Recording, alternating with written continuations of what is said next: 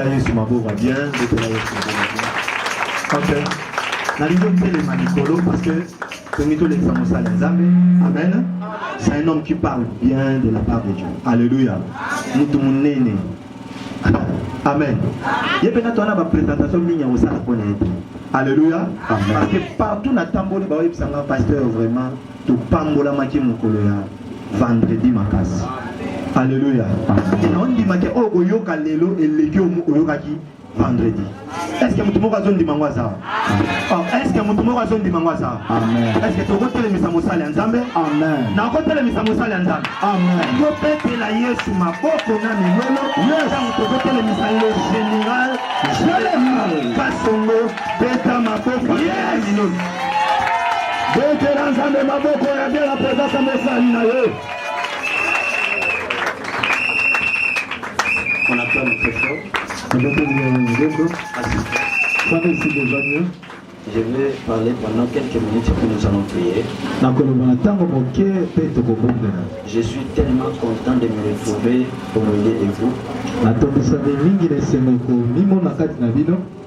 Alléluia. Amen. Et Dieu est bon. Il est très bon.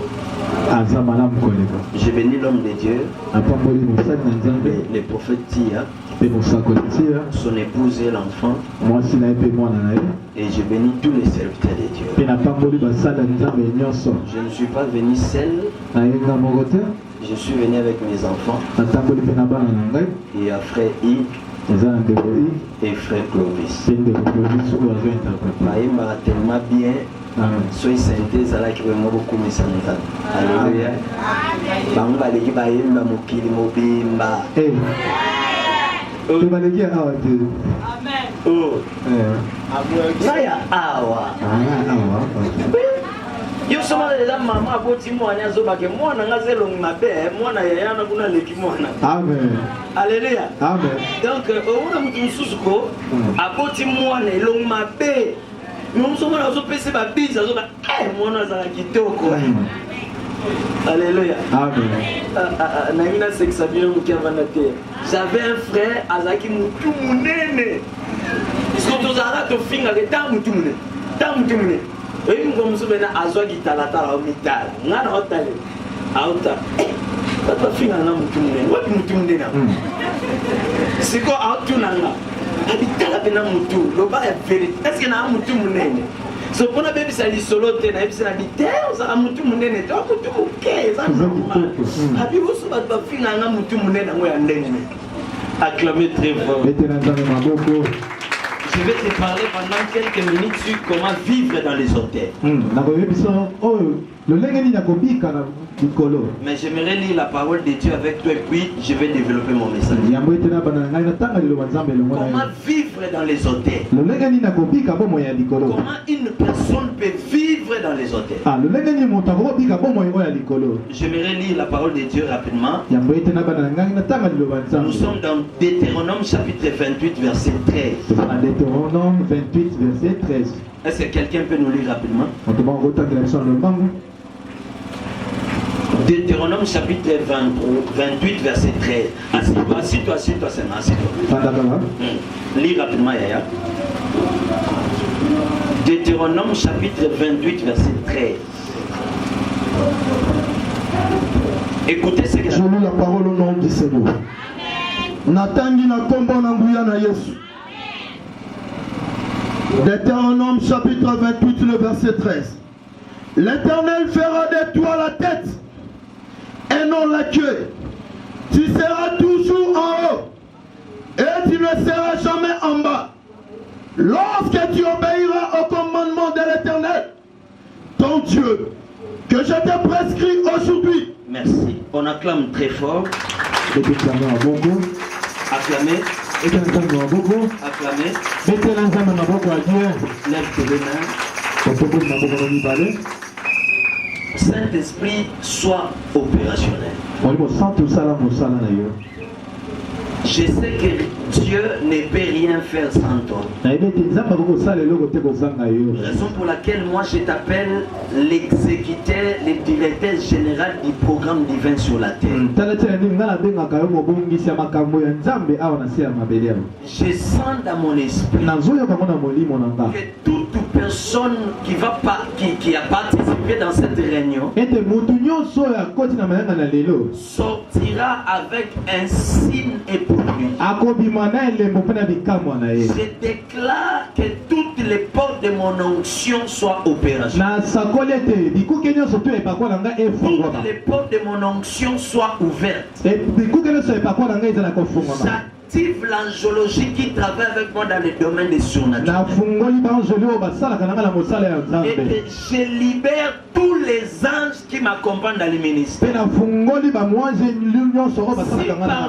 Si parmi nous il y a quelqu'un qui est malade, il y a quelqu'un qui a un problème, je déclare qu'après cette réunion, que la guérison ainsi que la solution soit opérationnelle. Je prie au nom de Jésus que le Saint-Esprit soit en elle et qu'il condamne tout esprit qui ne confesse pas la Seigneurie de Jésus. Au nom de Jésus, élève le nom de Jésus. Parce que la Bible dit Dieu l'a souverainement élevé. Au nom de Jésus, que la puissance de Dieu soit opérationnelle et que la puissance de Dieu impacte les gens. Au nom de Jésus, j'ai ainsi prié. Amen. Acclamez très fort. Acclamez. Je disais que je vais te parler pendant quelques minutes sur comment vivre dans les hôtels. En fait,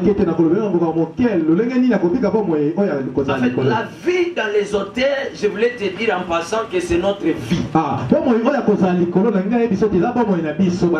Alléluia. Amen. Il y a quelqu'un qui avait accepté de payer des prix pour nous donner cette vie. Raison pour laquelle vous allez remarquer que la Bible dit là où nous venons de lire, nous avons reçu la promesse d'être la tête et non la queue. Pourquoi le vendredi je t'avais dit que nous avons reçu la promesse d'être la tête et non la queue? Pourquoi? Parce que nous avons la marque de Dieu à nous. Vous allez réaliser, la Bible dit que tel il est, tel nous sommes. Le Dieu que nous prions, c'est un Dieu qui vit dans les hôtels. Raison pour laquelle vous allez remarquer que la vie dans les hôtels ou la vie de la grandeur, c'est notre vie. Vivre à l'hôtel, alléluia, amen. Ce n'est pas un slogan, mais c'est une réalité. Cela veut dire tout celui qui a reçu Jésus comme Seigneur et Sauveur, il est automatiquement appelé à vivre dans les hôtels. Moi je suis contre quelqu'un qui a reçu Jésus comme Seigneur et Sauveur. Quelqu'un qui est né de nouveau ne peut jamais vivre dans la pauvreté. La vie de la pauvreté, ce n'est pas notre vie. Nous avons reçu Jésus. Il était riche. Mais la Bible dit qu'il s'est fait pauvre. Nous devenons des riches. Cela veut dire la vie dans les hôtels, c'est notre droit, c'est notre vie. Parce que nous avons la marque de Dieu. La Bible dit ceci: Dieu nous a prédestinés à vivre à l'image de son Fils. Raison pour laquelle la Bible dit Dieu l'a souverainement élevé. En réalité, nous et Jésus, nous sommes frères. Nous sommes sortis dans une même famille. Vous allez remarquer quelque chose: Jésus-Christ est sorti dans la tribu de Juda. Dans la vie de la grandeur, La vie dans les hôtels est liée à la bénédiction prophétique. Un vrai enfant de Dieu ne peut jamais vivre dans la pauvreté.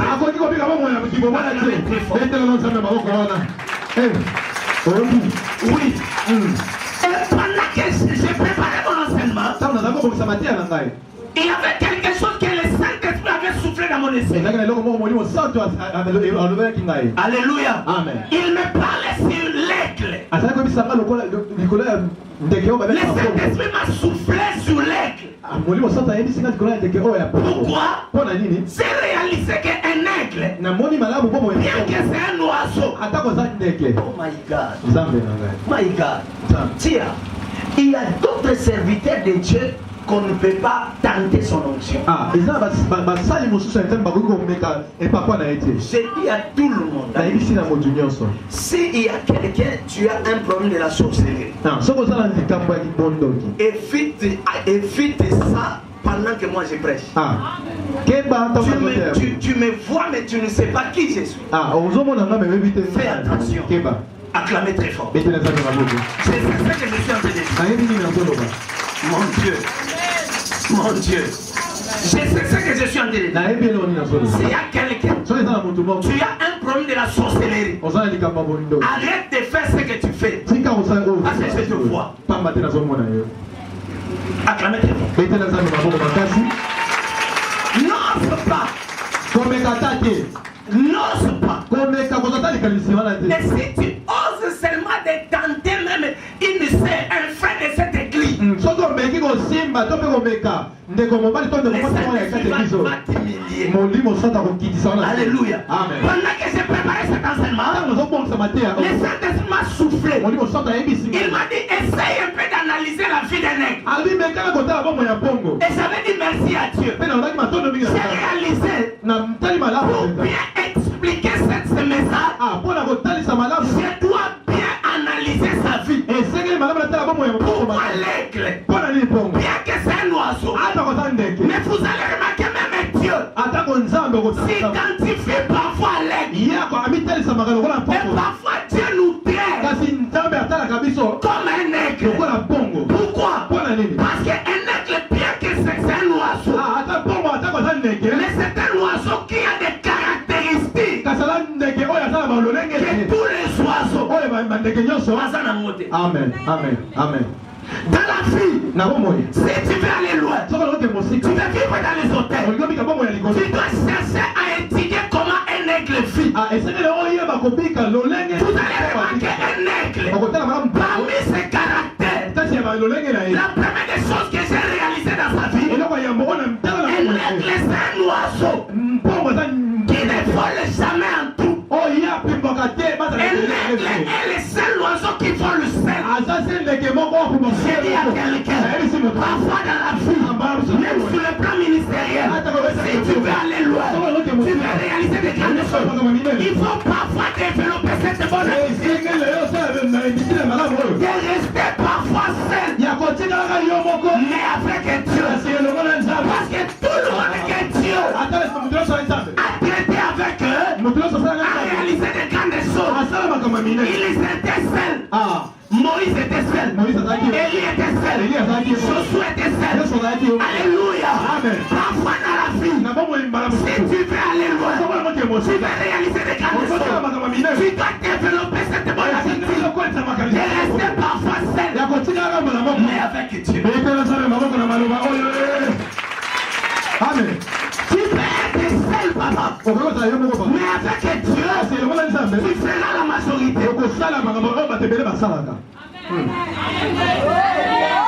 Yes. Dans la vie, parfois si tu veux aller loin, tu dois éviter de dépendre aux autres. Parfois il faut rester seul. Il y a d'autres personnes que okoki jamais kosangana na bango. Yaya, ngana lingaka bakamarade nanga bazala bana na ngai. Moi j'aime rester avec mes enfants. Yango na lingaka tia azalaka na bana na ye. Pour moi na ya kotinda esa masa mabe. Mais un ami peut l'influencer au salam. Alléluia. Raison pour laquelle la Bible dit. Il y a quelqu'un qui dit ceci. Dis-moi qui tu fréquentes, je te dirai qui tu es. Et dans la vie, si tu veux avoir moins de problèmes, tu dois éviter parfois de s'associer avec les autres. Alléluia.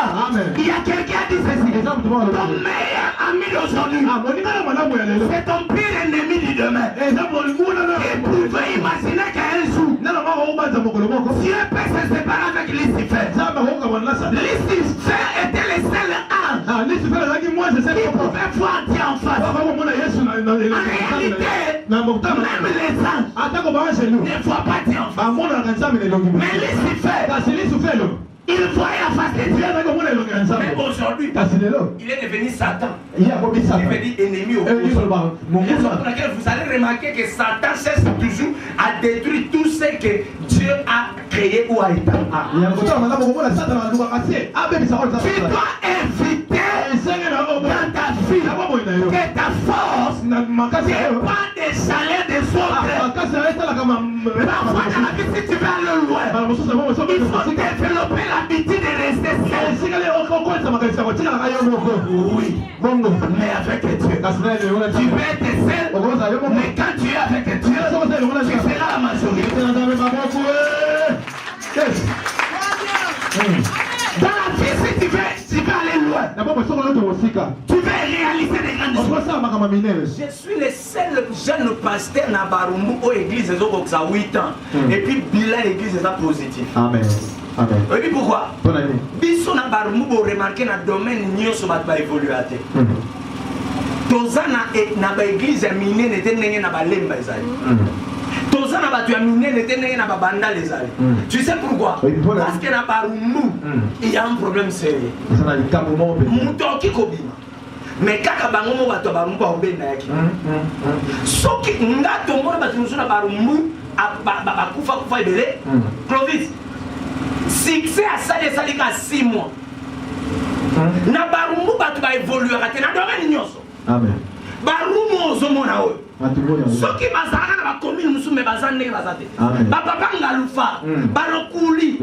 Soki bazana na bacommune musume bakufa ndenge bazate. Lobana na amen. Donc dans notre commune, la commune na biso, ba supportaka te mutu a évoluer. Mais moi je suis le seul jeune qui a évolué.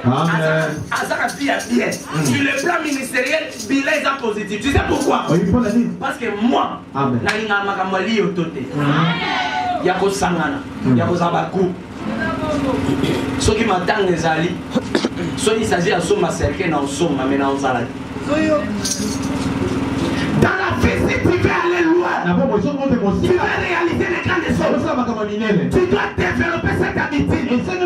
Et laisser parfois celle qui avoir les gens. Alléluia. Alléluia. Tu fréquentes qui? Tu laisses tes oreilles à qui? Et tu écoutes qui? Yo kanisi mutu a échoué na vie olinga yo resi. Mutu nyonso a échoué na vie. Soki amoni mutu aza pembe na ye azo resi. Amona ngo on dirait orgueil. Amona ngo on dirait et ça là ma vie. Vous comprenez? Un aigle est différent d'un oiseau. Un aigle vole le sel. Qui a déjà vu un aigle vole en trou? Mais souvent nous voyons des moineaux en train de voler en trou. Alléluia. Moi j'aime rester seul mais avec Dieu. Oui. Amen. C'est pour laquelle moi je ne sors pas. Moi je ne sors pas. Je suis chez moi. Chaque jour. Invitation. C'est quelqu'un que je respecte beaucoup. Amen. Et je l'aime beaucoup. Amen. Il est conscient. Il est conscient. conseils que parfois je le donne, il connaît, il le sait. Et fait ni les autres produits dans le ministère. Les vendredis, moi je n'étais pas venu seulement pour prêcher. J'étais venu seulement pour impacter ces paroles. Et j'avais reçu ma mission, j'ai prié pour les. Je vous dis 2 mois, 3 mois c'est trop, vous allez voir. Je vous dis. Ne vole jamais en tout, papa. Reste avec tes enfants. Reste dans ton église. Lingaka batu ba yaka vers yo o gérer bango. Mais bato yo so ke ne vers bango o gérer bango te bango ne ba gérer.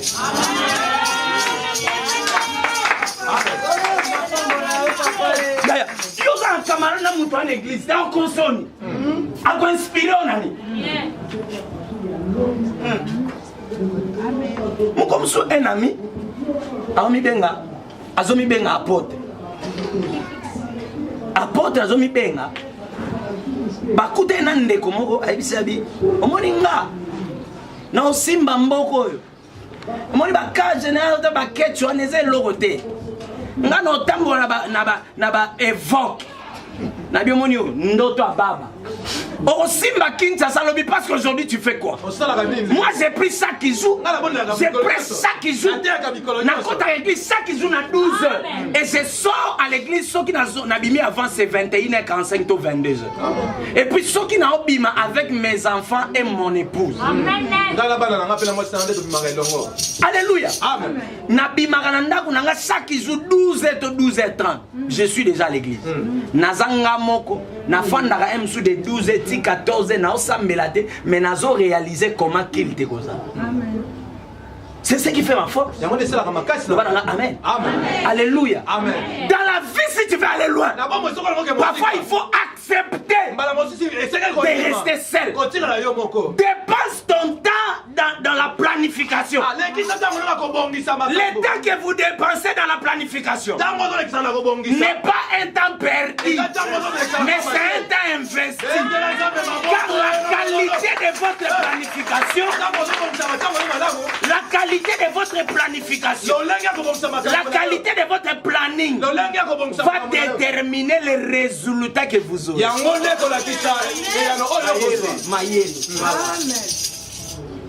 Maïe.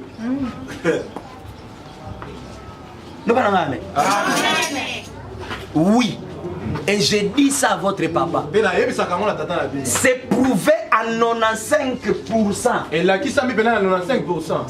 C'est lui qui a prouvé ça, c'est Béni Il. C'est prouvé à 95%. Moutounio soit ça le ministère hors du commun. Ou ça le ministère à Liototeto Sangana a réussi ça. À 95% a prouvé. Amen. Si tu veux aller loin, reste avec tes enfants.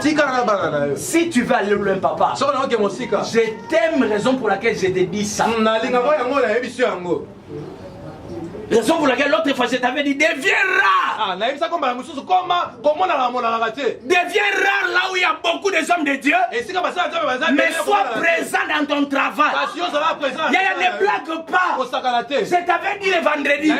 Tu n'as pas une petite église. La grandeur d'un homme n'est pas par rapport à ce qu'il a. Mais la grandeur d'un homme, c'est par rapport à ce qu'il est. Amen. Voilà, merci. Qui pouvait imaginer na tobeta lisolo Michel Bakenda na voyagé na 2 fois Dubaï tokendaki na 1 fois toyoke na yazo ki afi d'ici tomataki na Éthiopien. Je lui ai prodigué des conseils. Na pese batoli. To solo ne pendant 1 heure du temps. Tozo sola tanto sola na bandiko ebise makambo. Qui pouvait imaginer que Michel Bakenda album moko mais azwi mbongo oyo aleki même na bato babandaki musana liboso na nani na minchu aleki na mbongo pe na makamu nani. Vous voyez, dans la vie, hein, si tu veux aller loin, développe cette bonne habitude. Tu veux fréquenter n'importe qui. Tu fréquentes même la personne qui n'a pas de vision. Moi j'avais un ami pasteur il a son église, mais il n'a même pas une Bible. Donc il a une ville, il a un dictionnaire biblique parce qu'il y a plus de 12 versions à la Bible. Il y a un dictionnaire biblique, il y a un 7 dictionnaires. Donc il a dépensé plus de $500. Mais il a eu courage. Il me dit dans ton côté de la voiture, papa, il y a des dépenses inutiles. J'ai compris directement qui il est. Nabi wazangu ndo kavina ngai. Natali babita la ye kuna mwindo.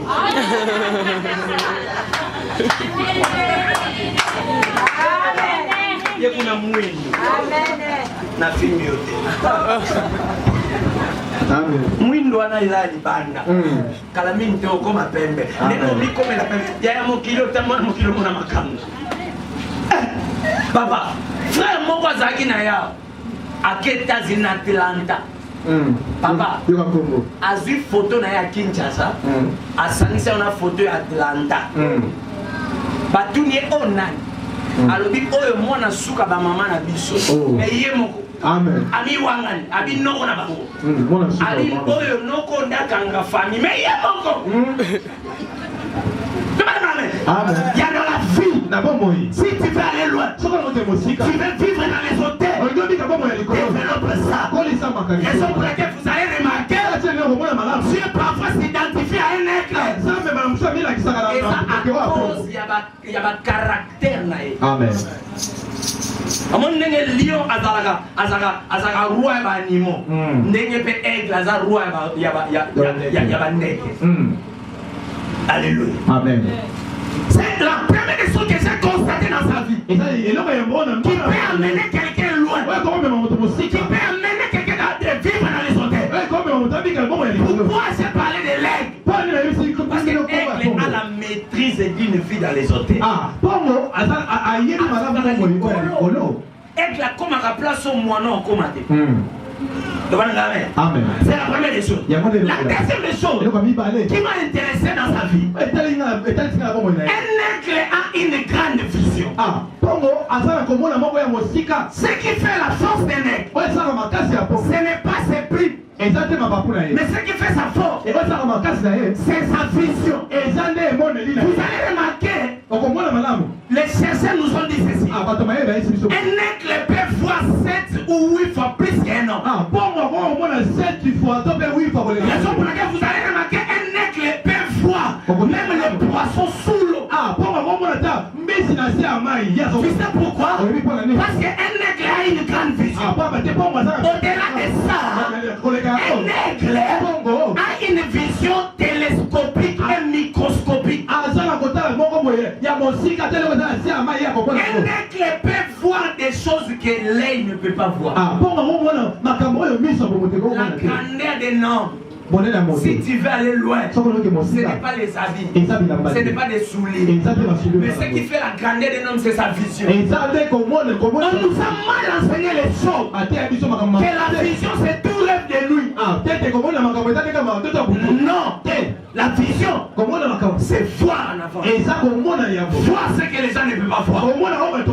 Celui qui a la vision, c'est une personne qui voit ce que les gens ne voient pas.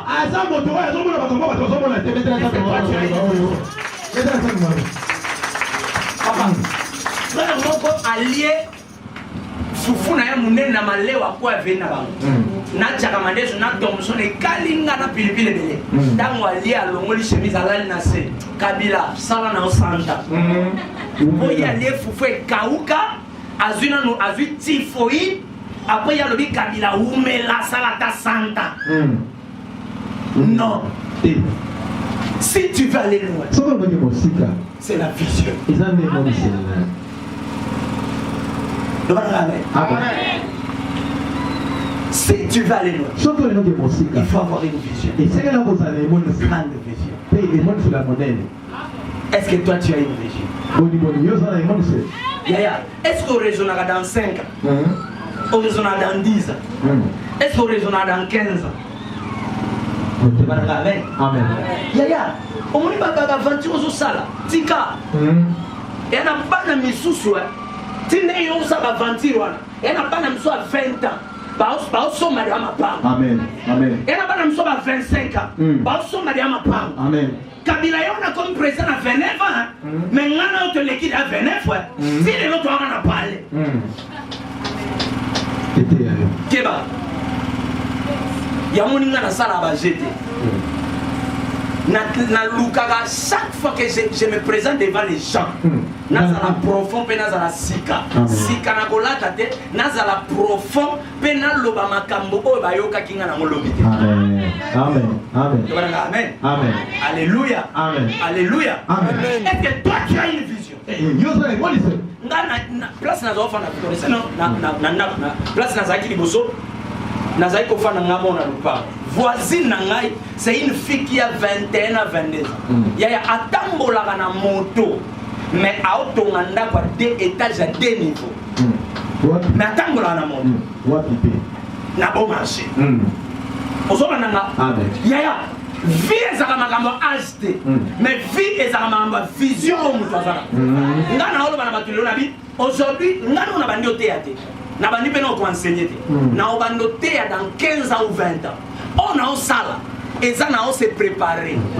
Na on se préparer. Ça va entraînement. Place ça va l'ena respecter les. Place ça va l'ana. Parce que je suis un enfant na joie chance té ya kotanga ne batu batanga. Amen. Moi si na parfois ça ka aotala nga na lali. Aotala nga bandi olela. Oh, ainsi pour moi la sensible là. C'est tout na moni aotala nga zolela. Na tule chez ozolela ni. Ai ça dit na limate ndenge to koma lelo. Tu étais un enfant qui n'avait pas de forme, un enfant qui n'avait pas d'avenir. Mais aujourd'hui, abimi na ba papa ou bazaki na ba mbongo, bana na école, bana ba mapango, mais batikala o mati avion te. Et bon buzo ba on a pas kola. Ngo to mati na avion ngwa boso. Ya zo bati avion soko lingo mate chaka mama gugugugugu. Alinga simba ngai papa to baluki na li sopisi. Ezala bongo motema nasanza tobana amen.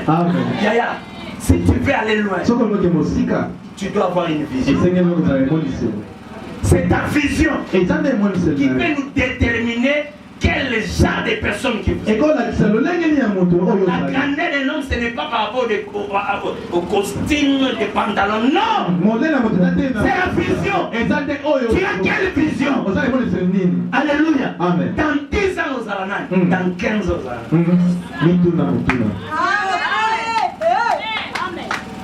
Alléluia. Amen.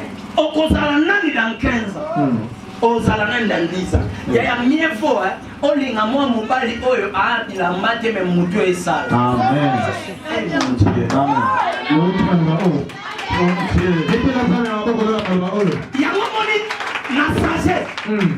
Les hommes aiment des femmes.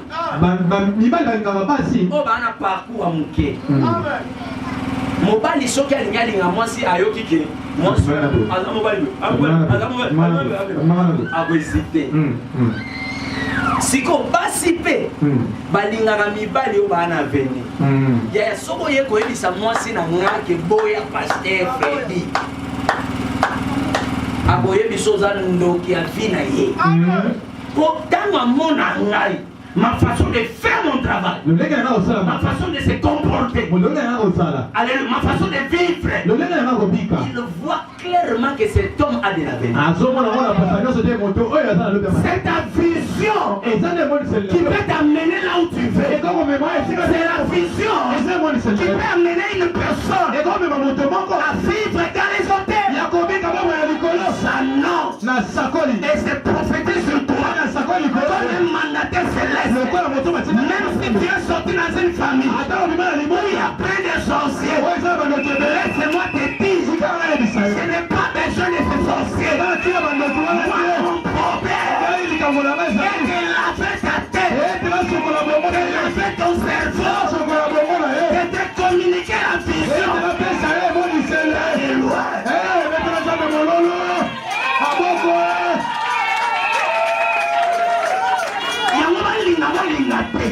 Bastonga te, basangana te, babuka te, sur la loi. Ole kabawele lo silo.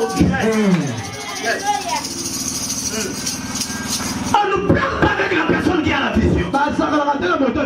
Yaya, attention.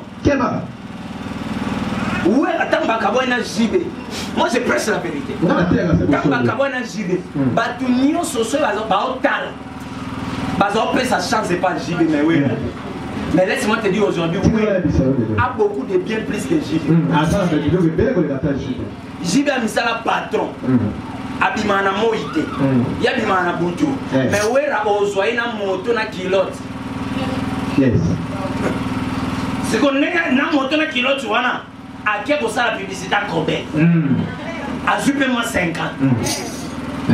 Moi 5 000. Yo qui prête non souffle. C'est bon.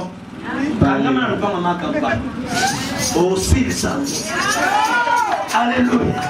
Acclamez très fort.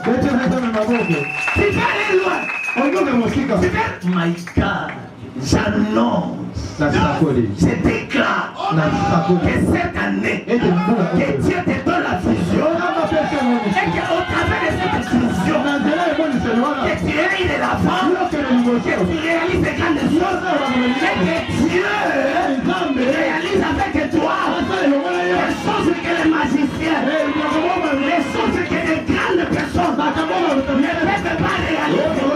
Mais toi tu réalises ma prosaya, que c'est là, marche avec toi, que Dieu te donne cela. Alléluia. Assieds-toi, assieds-toi. La grande vision. C'est ce qui peut déterminer l'homme. Oui. Les jours où maman l'a m'avait écouté, il m'a dit ceci: tu vas nous remplacer dans ce pays.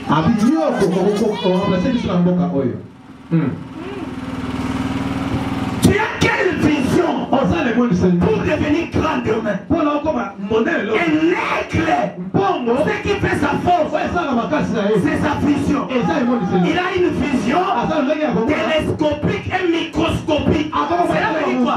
Un aigle, il peut voir des choses que nous sommes démontés. Il faut battre la pareil au microscope. Il faut attendre un microscope. Parce que mis sur aigle et mon amakamo microscope. Il y a un moment où aigle dans l'école, on a mis na ça. On a linga joana ana ba fossette ana ba taille basse na ba favori. Toi il y a un monde amour yelanga mobali. Yaya tala komba mutu na dunia na dit ok tata oh pastoral neni tala nano pasteur à moi si na yi pastoral neni tata boni bien comment on a pastoral nga avec un zing zong yaya beta boma si qu'on a mis tout ni na lobite ke il kamuso mabe na mi tuni mukolo ba uzana problem nanda ki abeti ke ngana ye pona matata na bana ngadongi ya mabe so na matata wana na zing zong e bita bo mazing zong so ne ala ngabe na nga zing zong donc yo mobali yo moni e zing zong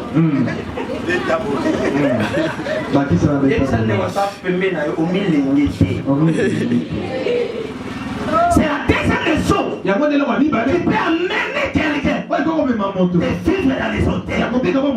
Il est temps de prêcher de bons messages, d'éviter de prêcher des hérésies.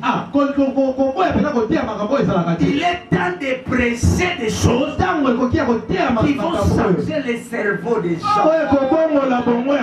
Je n'ai pas le temps de te dire reçois le miracle.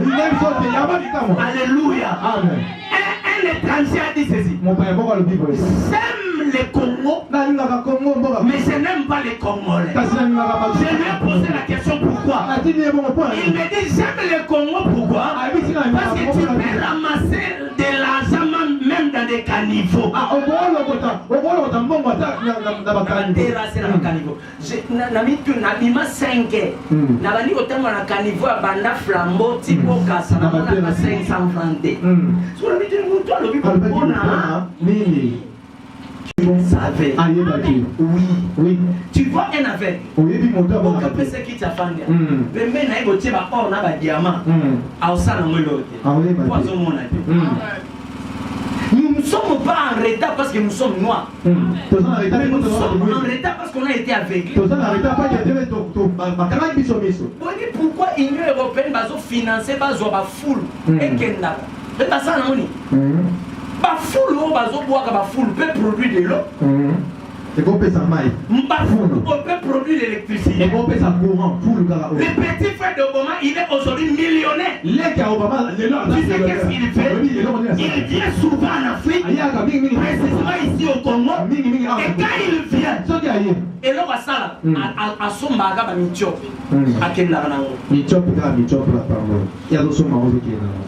Aujourd'hui, ça fait des millions. Les gens comme des millionnaires. Effectivement. Il y a solo pétard. Nous sommes avec eux. Nous sommes en retard. Un pays ne peut jamais se développer si ce pays ne fournit pas des citoyens qui ont la vision et le cerveau dans ils ont fonctionné comme il faut. Oléli.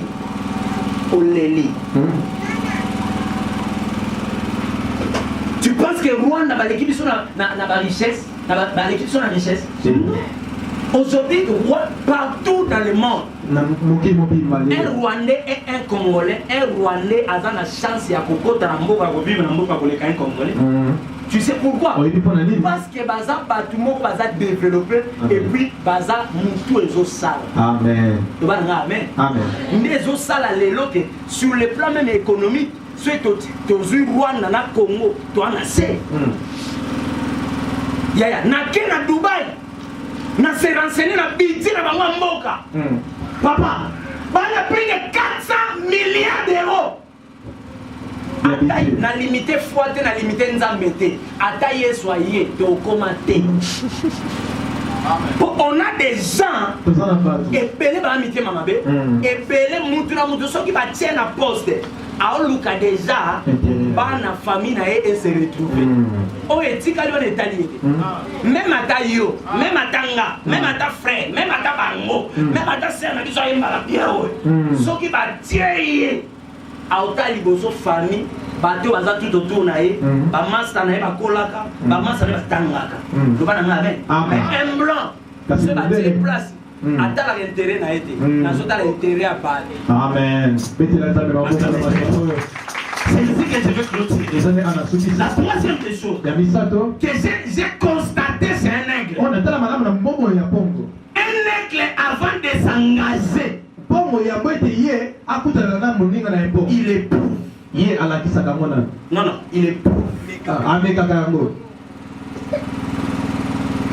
Tu vois? Avant de s'engager dans une relation, il faut éprouver. Et la personne que tu ne maîtrises pas ne donne pas confiance facilement. Oui. Amen. Oui. Aigle femelle. S'il veut s'engager dans une relation avec un mâle, il va éprouver. Ce que tout le monde a éprouvé à monde. Le badade a éprouvé à monde. A Osalaboy. Mobali a zolinga. A Oswali nzete moko. A kanyona munona. A matango likolo makasi. Tango koma likolo a ozwa nzete wana abwaki yango so aigle ya mobali faut landa yango so abando sala exercice wana plusieurs fois tango abando sala exercice wana ako comprendre quel type ya mobali po azoluka s'engage. Amen. Yaza makasi koleka ye to mobali aleki na makasi. On s'engage pas dans une relation parce que cette personne parle bien. Parce qu'elle a une belle parole. Parce qu'elle s'habille très bien. Non. Avant de s'engager dans une relation, il faut éprouver. C'est la raison pour laquelle Jésus, notre modèle, il est resté avec 12 disciples. Or, il avait 70. Quand il a éprouvé les relations, Amen. yo éprouvé. Yo soko kutena mutuka lelo. Ayebi yo déjà de A à Z. Omoni ndeto za na zakana mingi presque chaque jour. Mais laisse-moi na botika na lobale lelo. Nyonso ayebi pa na nga. Et combien t'as 10% na 100%. Nga mutu nyonso na vie na nga. Soki nazana ye. Na kopesa impression nza yebinga de A à Z. Mais tindenge ya yebinga nga na motema na yebike mutu yebinga ka na te. Akometa 80. Mais ma benayo ezaka même pas si no font tio saïba. Nzala no font tio saïba. Il y a partout. Yo defara même pas soutien, o defara même pas cinglé. On s'est limité. Amen. Hein? Papa. Tu dois éprouver. Et c'est l'autel ça madame. Afin de s'engager. Yo okota na boyoka ni moko. Nana papa moko oyo nzamba leka na nzela na ye a changé makambo na vie na ngai. Azaki na poison, j'ai prié poison elimo. Après ça action de grâce à 12 500 $. Papa on a mutu empoisonné moi si wa bala. On dit après ça mon adot comme $100 000. Donc ba mapangu nyonso soma na vie na ye atana koma mwasi. Mwasi na zai mwasi ya Bukavu. Bana Bukavu. Nzoka mama na bango azaki mama oyo azaki lokola mokambi na muziki na bango. Bango eza ba jeune na bango. Ce va ligner mon bala zambo. Ba empoisonner au kufi. Atika na bien. Na lobiteke. Moi si ozana ama be non. C'est seulement exemple dans ce ça pour aimer yo place mon boy. Tu dois éprouver avant de s'engager. Et c'est un otala malamu ya boyete yo kota la boyoka ni moko. Comment muto ayote en église na bino aza pasteur prophète ayote en église na bino a sengo numéro. Au précis. Ok, kokutana sans que papa y est. Yaya, ngana oteka mai, faisait sans forme et sans avenir. Na komi le lopo na bana na l'église na ngai. Ngana zala même soki muto soigné 6 mois na ngapuna na vena bango. Na oleka na vena bino na otanga komo no kokauka. So komo no Chantal logo lo koti na leo na ngoko kokauka. Mama, yo okendo osima mona nganga. To mona ndoki yo sima kasi mama ne moyo fino kimona mutu. Oh, même la nature ne s'enseigne pas. Attends comme mon crédit, mais kaka basé na ba noté. Tia, ko sakana te mama. Omoni bano. Soki ba bongi bino bongi. Investis ton temps et pas la bango. Na benga bana na ngai église répertoire na ngai chaque jour. Chaque jour. Vous comprenez? Amen. On ne blague pas. On ne blague pas. Quand tu veux t'engager à une relation, éprouve. La relation est éprouvée et qu'elle n'a musique et ça va stable. Et ça n'a pas façon de éprouver la relation. Qu'on soit et qui peut éprouver la relation. Qu'on discuter et qui peut éprouver la relation. Problème. Et qui peut éprouver la relation. Amen. Amen. Amen. Nana yokinga. Amen. Acclamez.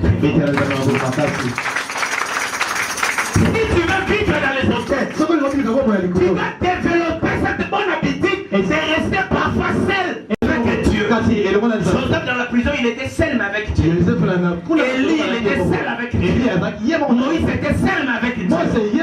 Alléluia. Amen. Alléluia. Amen. Tu peux imaginer que Dieu a fait de Moïse un Dieu. Parce que Dieu reconnaissait que Pharaon avait le pouvoir d'un Dieu.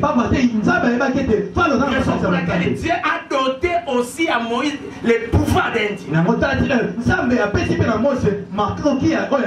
Alléluia. Amen. Tu dois parfois développer cette bonne habitude. Et c'est là qu'on rester seul, mais avec Dieu. Il y a mon Bible, des fois il restait seul. Oui. Moi j'aime ça.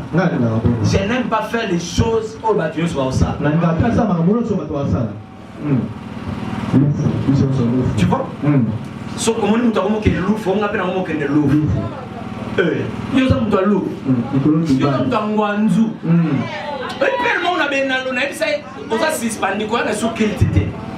Au père, na au banda commerce mon boé. Na au kena banzela maina ke no somba ba loto kona ya oteka. Ah. Papa. O isa ko lokate o. Papa, o ke no somba la kata ba sac ya masanto ya oteka. Do yo ke no somba loto ko boya ko teka o. Et puis on a moi na offre na la général. Yaya. À l'église, nous voulons des gens. Oyo soki ozwi ba chance ya kotanga te, oyo bata métier. Amen. Yango moi na nyo église oyo. Ozwi chance ya kozwa diplôme d'état te. Je t'envoie. Kende. Quand tu as dans la centre alphabétisation, oye bato okoma, oye bato otanga, kende ça la coupe écouter, kende côté informatique, kende côté cours anglais, oye bénéfice qu'à ton métier. Parce que tu ne sais pas. Quelqu'un a dit tout chemin mène à Rome. La deuxième des choses, tu dois avoir une grande vision. Ne limite pas ta vision. Nakolia, nakolata. Il y a des choses qui vont au-delà de ça. Il y a d'autres qui ont 40. D'autres qui ont réalisé que nous avons 4 ans. On a 3 ans. Babunda ou Adoki, nous avons 25 fois la journée. Mais balinga na makas. Maman m'a dit que âge. Nous allons amen. La tête de ngai. Na combien de mois, na combien de 4 ans. Papa, ne blague pas. Na moment où yozo au blaguer, il y en a pas trois bosser. Il y a dans le ministère. Bati karata une minute vite. Dans le ministère, va travailler chaque heure, chaque seconde, chaque minute. Amen. Acclamez très fort. C'est ici que les autres vous allez avoir la ici. On l'a dit chemise à moi dans la col pastorale. Écoutez, Dieu me dit, tu dois rester dans cette église. Dieu va t'amener trop loin. Trop loin. Trop loin. C'est ce que le Saint-Esprit dit. Il me dit cela, que Dieu va t'amener trop loin. Tu es une servante de Dieu. Écoutez, tu vas effectuer un voyage. Oui. Oui. Tu vas effectuer un voyage dans peu de temps. Ainsi parle l'Éternel. Je te vois avec un passeport. Mais quand moi je dis quelque chose, c'est comme ça. Tu vas déplacer et tu verras. Si c'est ton projet, Dieu va t'amener trop. Mais tu avais un problème de l'instabilité dans le domaine de tes relations. De relations. Mais ce matin, lève-toi. Tu es marié? Tu as quelqu'un que tu vis avec? Moi, si je n'ai pas dit par Nabaïli, tu sali près d'autres, tu as pendant 2 mois, tu sali près d'autres. Après 4 mois, tu sali mariage. Une année, tu as écouté le mariage. Écoutez, moi ce matin, le Saint-Esprit me convainc de changer ta vie ce matin. Oh mon Dieu. Mais cette femme est bénie. Tu es la première personne que je vais toucher. Oh mon Dieu. Mon Dieu. Mon Dieu. Mon Dieu. Mon Dieu. Mon Dieu. Mon Dieu. Mon Dieu. Mon Dieu, tu es béni. Tu dois servir Dieu. Tu es une grande servante. Elle est pasteur. Voyez, acclamez très fort. Qu'est-ce que tu veux? Dis-moi des choses que tu veux. Et ces choses, je te donne 7 mois. Libaku oyo mama pasteur nangai abeta na bazelu te na malema yo pozo beta. Amen. Oui.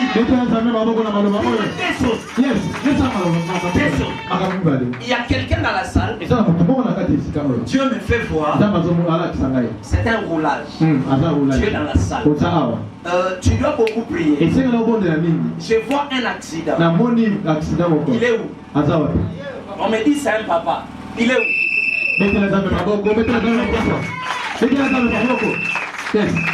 Je vois un accident terrible. Il y a un problème très sérieux sur tes 2 pieds.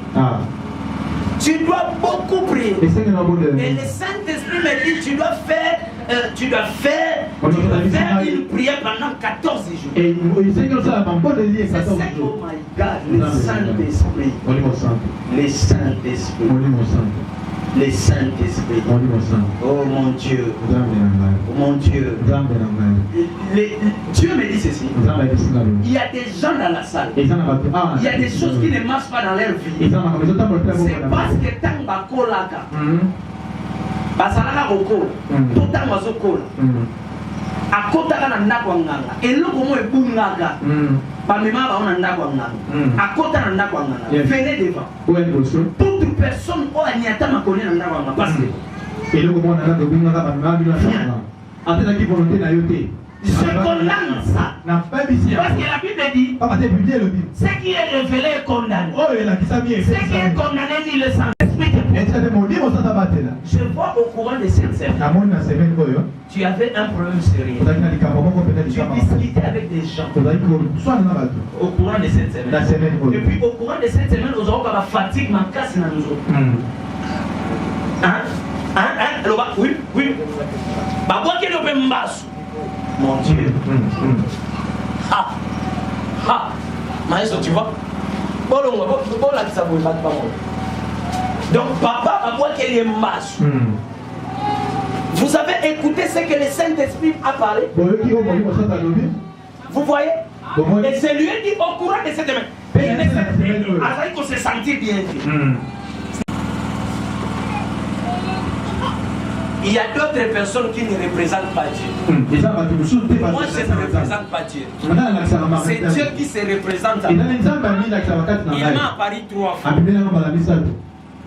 Omoninga na vilanga nalinga omona mutu na bekite nalinga omona mutu na mbasute na ministère nanga ekauka na 2 jours.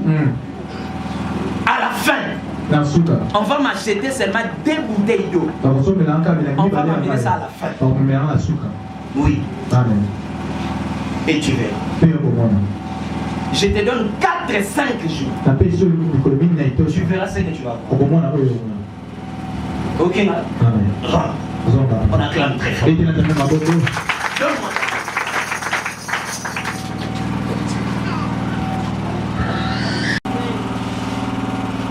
Je suis un mystérieux.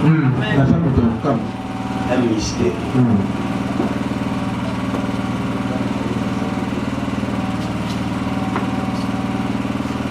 C'est vrai.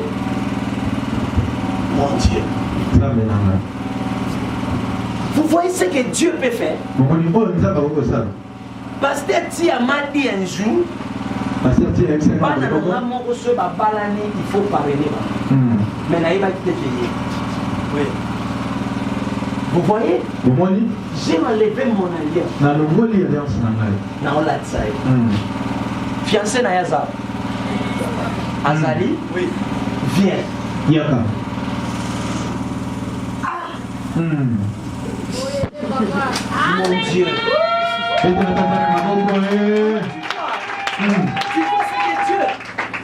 vois ce que Dieu peut faire, mes enfants. Qu'est-ce que tu fais? Qu'est-ce que tu fais? Tu as fait. Que Dieu te donne beaucoup d'argent plus que. Amen. Amen. Amen. Yes.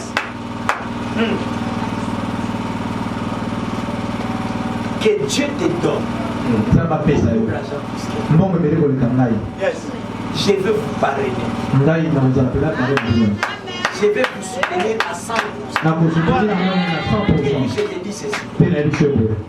Naza n'a pas plus de 12 pas non à parrainer. Hier, j'ai parlé avec votre maman. On a réalisé que Bana Nyoso to parrainé, mité manabiso linga bango penati. Parce que presque bango Nyoso. Baza mikolo na biso ata na ba 20 ans. Ba 15 ans. Parce que l'eau est sala, ezaka ki papa. Mais bazwa biso pe ba brisque. 2 mois, 1 mois, 3 mois, 4 mois.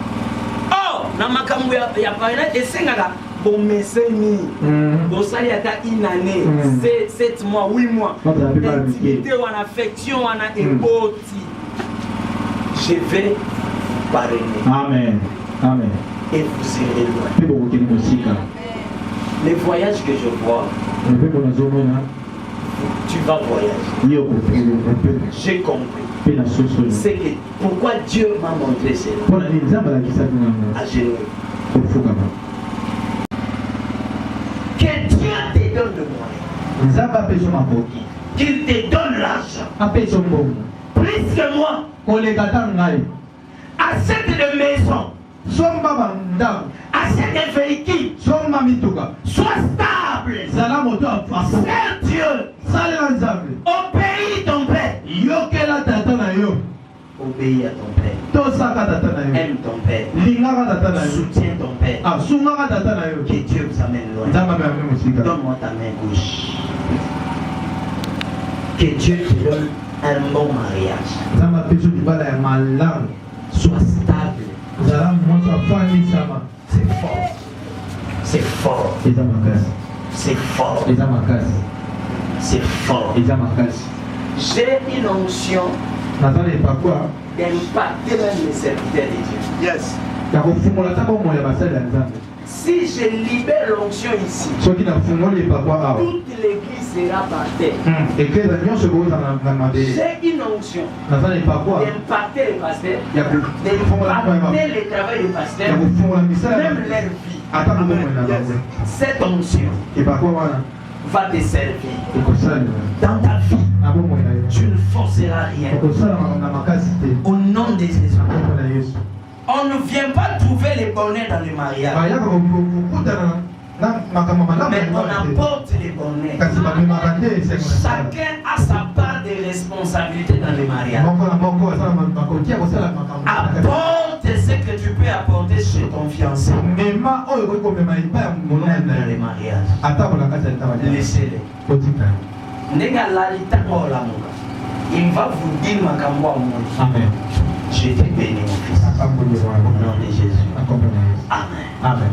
S'il y a quelqu'un dans la salle, Bakata Nzolo vient de. Bakata Nzolo komoko na famille na bino passe devant. Muto ya kota na ndako nganga. Okenda epa marabout. Passe devant, je vais prier pour. Bakata Nzolo kota ndako nganga. Haka.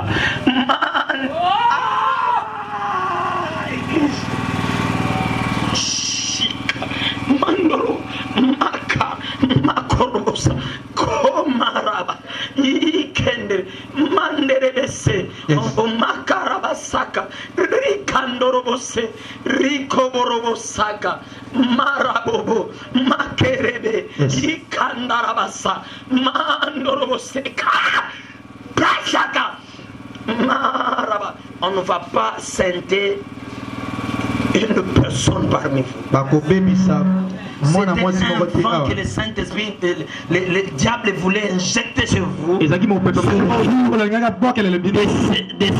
quelques-uns parmi vous. Je commande cela. Que la puissance de Dieu vous protège.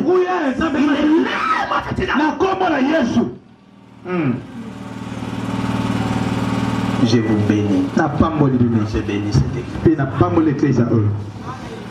Acclamez, Betela Yeshua beaucoup.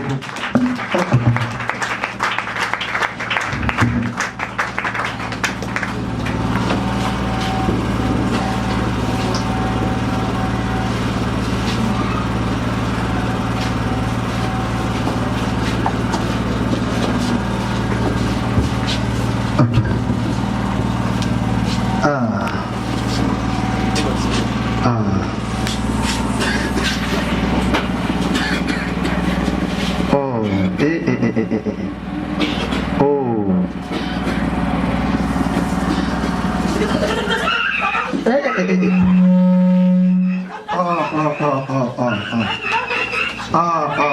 oh.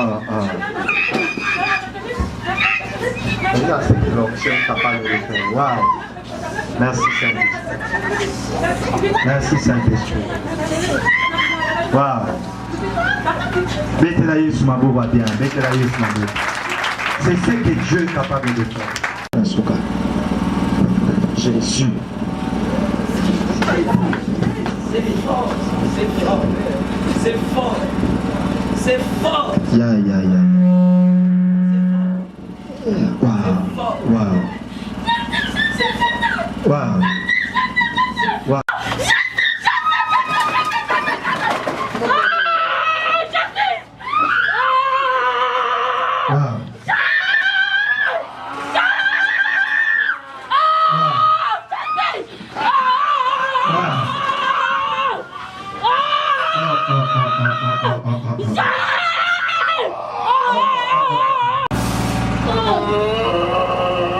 Telema, tu combina suka, telema.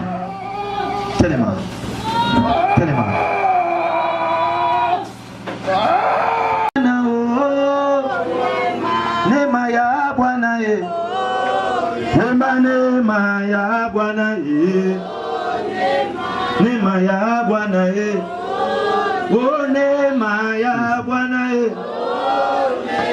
Neema ya Bwana ye.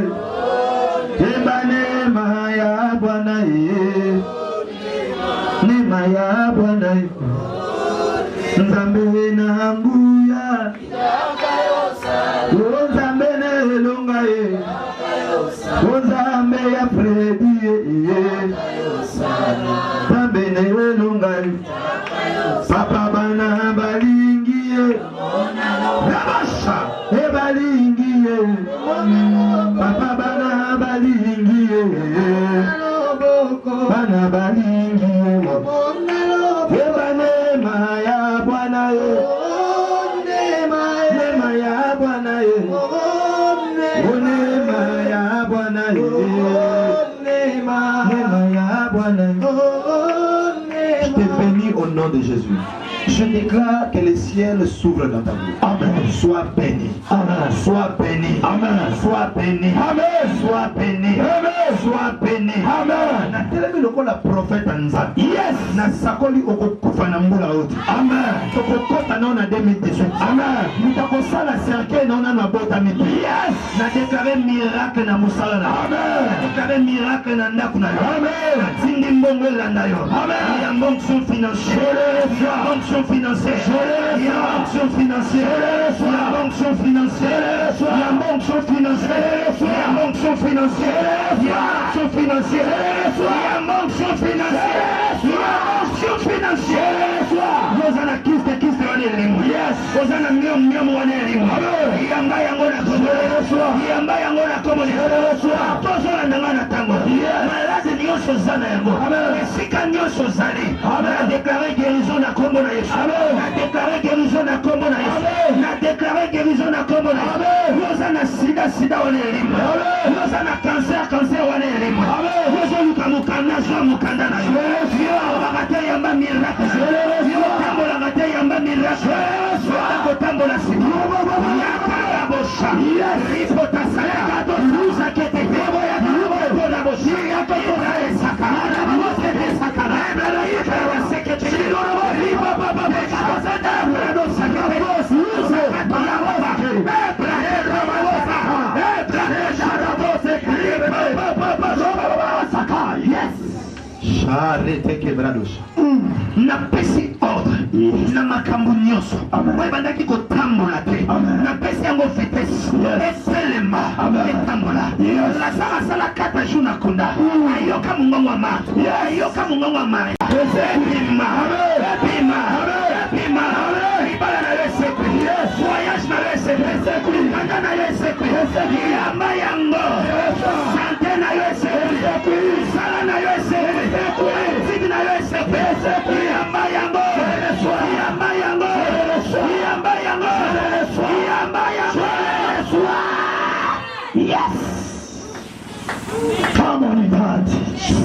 semaine et la semaine il y a gloire.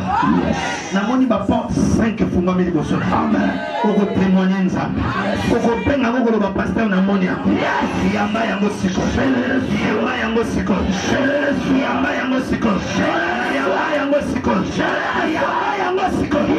Oh mon Dieu, qu'est-ce que je vois?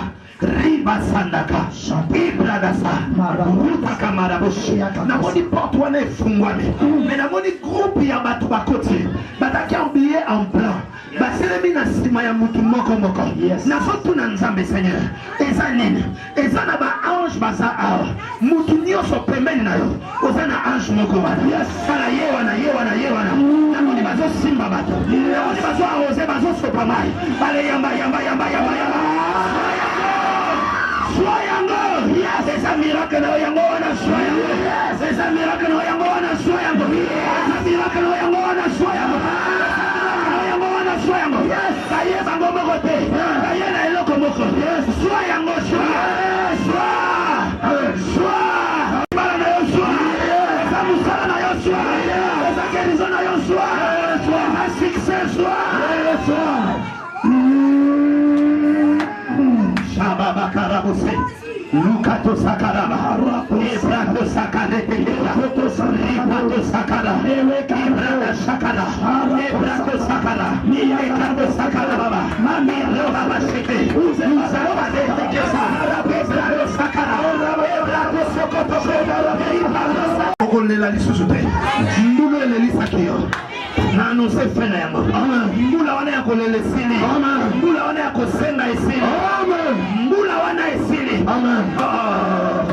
Oh my God. Naso kompani naso kama kelele ngonga isobeta. Yes. Naso tuna nzambe za nene. Amen. Ngonga isobeta makasi. Amen. Onjela ba ngongo ebota na mondo. Amen. Nzamba lobi na ngai. Yes. Na ebisa batu nyoso te. Amen. Na ebisa mutu moko. Amen. Ngonga ekoki. Ngonga ekoki. Ngonga ekoki. Ngonga ekoki. Ngonga ekoki. Ngonga ekoki. Ngonga ekoki. Ngonga ekoki. Makambo zela batebele. Osho yango. Ngonga ekoki. Makambo ekimaki. Esongela yo. Ngonga ekoki. Bato batebele kaye. Baya kofukama. Nasomona yango. Nasomona yango. Nasomona yango. Nasomona yango. Nasomona yango. Nasomona yango. Nasomona yango. Alina libere moto. Mutu no sabe simba tala yango wana. Tala yango wana. Ezana batango pesa ba yango wana. Tala. Je libère l'onction le premier poisson de Chakara Bossa. Je libère de Chakara Bossa. C'est toi qui nous as rappelé de Chakara. Accorde-nous, mon Dieu, ta connaissance. Yes. Nous voulons acquérir ta connaissance. Yes.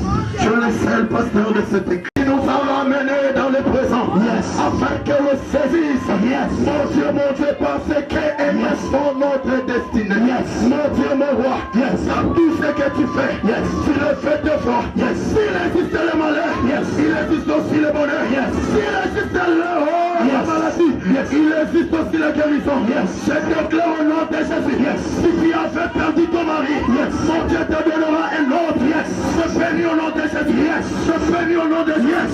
Sois le canal de la bénédiction. Yes. Yes. Mon Dieu, mon roi. Yes. Il est toi. Papa va prier. Papa va éclairer. Papa va te descendre. Papa va te faire. Papa va t'influencer. Yes. Que mon Dieu te donne le sein. Yes. Pas pour monter. Yes. Mon Dieu. Yes. Qui te donne aussi. Yes. Les airs. Yes. Les airs. Yes. De l'aigle pour voler. Yes. Au nom de Jésus. Yes. Au nom de Jésus. Yes. L'état solide. Yes. Se soumettra. Yes. À la loi de la présenter. Oh my God. Mon Dieu. Mon Dieu. Le sang du Christ. Mon Dieu. Mais le sang du Christ. Yes. Ce qui a mis fin à la loi. Yes. Oh mon Dieu. Yes. En ce jour. Yes. En ce jour. Yes. Se rendra un homme. Yes. En état gazé. Oh my God. Naringina yebisayo. Yo samolinga. Yes. Molinga bandakanase. Kase sila kalikolo. Yes. Kalobi filo kosila na gloire. Yes. Filo kosila na atmosphère. Yes. Mon Dieu, mon roi. Yes. Je bénis au my God. Je bénis. Sharaba sakara. Ebrato sakara. Ekato shara. Jésus makasi. Yes. Yamba yango. Upambola. Umati. Écoute ceci comme on doit côté na famille. Yes. Makamba sike bande na. Amen. makambo siki bandi na bino. Amen. Nouveau départ et bandi lelo. Yes. Même église où bandi makambo sika lelo. Amen. Yamba ya mopedi. Yamba ya mopedi. C'est ça que Dieu me dit. Je me dis. Yango nzamba lobi na ngai. Quel lelo to bandi makambo sika. Koko mona makambo nzamba osala na semaine. Nzamba bina nga na tinda mosala na pamba te. Na tinda ke popo banda na makambo sika. Onction atiki awa. Yango bandi na biso makambo sika. Lelo église où bandi lisusu. Lelo église où bandi lisusu. Yes. Lelo église où bandi lisusu. Yes. Makambo vina we bandi. Amen. Makambo bandi na vina. Makambo zalaki makambo mabea. Siko makambo malamu e bandi. Makambo apetende zalaki. Siko makambo makasi e bandi. Makambo misabate na makambo sekisa. Yes. Soyango, soyango. Soyango. Yes. Soyango. Yes. Soyango. J'aime le Saint-Esprit. J'aime le Saint-Esprit. J'aime le Saint-Esprit. J'aime le Saint-Esprit. Le Saint-Esprit est le premier pasteur de cette église. Le Saint-Esprit est le premier pasteur de cette église. J'aime mon pasteur Michel Kanyonga Kinga City. J'aime mon pasteur Michel Kanyonga Kinga City. J'aime mes frères et sœurs en Christ.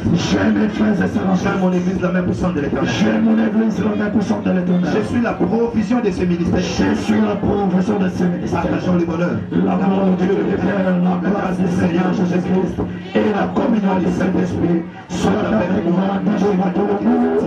Oui, le bonheur et la grâce m'accompagneront tous les jours de ma vie. Et moi, j'habiterai dans la maison de l'Éternel jusqu'à la fin de mes jours. Car c'est à toi qu'appartiennent la puissance et la gloire pour les siècles des siècles. Amen. Samba Pambola. Oh, bana nzambe nkola Pambola biso. Lelo toyamba ki vraiment mosali nzambe le prophète général Freddy Kasongo apambola ki biso na mate ya makasi ya malamu oyo vraiment pamboli bana na nzambe atmosphère ya miracle na ndenge ya mukete nangi toyoka mosali nzambe Musa Koliboni. Bien, pasteur ti prophète Tia, merci bandeko ba Holanda biso na pamboli mingi koya ko travailler na église ya Muto Nzambe a otombola makasi na commune Ngaba. Yes. Le prophète Tia, c'est quelqu'un qui a la grâce de Dieu. En fait, il est un prophète qui a titre traité, mais un prophète qui a ministère et puis c'est un prophète authentique. Mon église à Congo a traversé un moment très difficile. Donc, il est rare tout le monde a un jeune pasteur boé au bazan alika boé nzambe. Donc, aujourd'hui, on était là. J'ai béni le peuple de Dieu. Je parlais sur comment vivre dans les hôtels. Et on a essayé un peu d'étudier la vie d'un aigle. Au monde Nzambe, les créateurs ont créé Nzambe, au souverain, mais parfois dans la Bible, c'est identifié à un aigle. Et ça à cause de la caractéristique de l'aigle. Aigle, c'est un oiseau qui ne vole jamais en troupe. Et ça permet des choses qui peuvent amener quelqu'un à aller loin. Dans la vie seulement que Moussika ou vivre dans les hôtels, tu dois parfois développer l'habitude de comme un Nzambe. Parce que quand tu es seul mais avec Dieu, tu feras la majorité. C'était premier point. La deuxième chose, c'était l'aigle. Parfois dans la vie, pour réussir, nous devons avoir la grande vision, avoir une vision. Parce que vision est à moutunde déterminée. La troisième des choses, on avait dit, avant de s'engager parfois dans des relations, il faut éprouver. Parce que l'aigle femelle, ce qu'elle a s'engagé dans la relation, a éprouvé l'aigle mâle. Donc, j'ai béni Dieu, bandeko ba Rolanda, bo pambola ma musika ba obaza ba problème, bo mona mosala nzambe. C'est quelqu'un que Dieu utilise très puissamment dans moment onangaba. Laisse-moi vous dire, il n'y a pas un serviteur de Dieu, un prophète que Dieu utilise na ba signe pour les moments angaba. Je vous dis na sentiment mais je vous dis des choses vraies. Parce que c'est quelqu'un qui est dans Zaranaï à tout moment. Il a la grâce de Dieu, que Dieu l'amène encore loin, après sa longue vie. Merci. Okay. Merci Nkola Pambola biso benga vous en a besoin d'assistance et à prière benga na numéro monnaie affiché 089 41 22 119 plus 243 89 41 22 119 okoyamba ni secrétaire okoyamba prophète yemoko et toko pambola toko sakola po na yo tika nzambe na biso a pambola bino.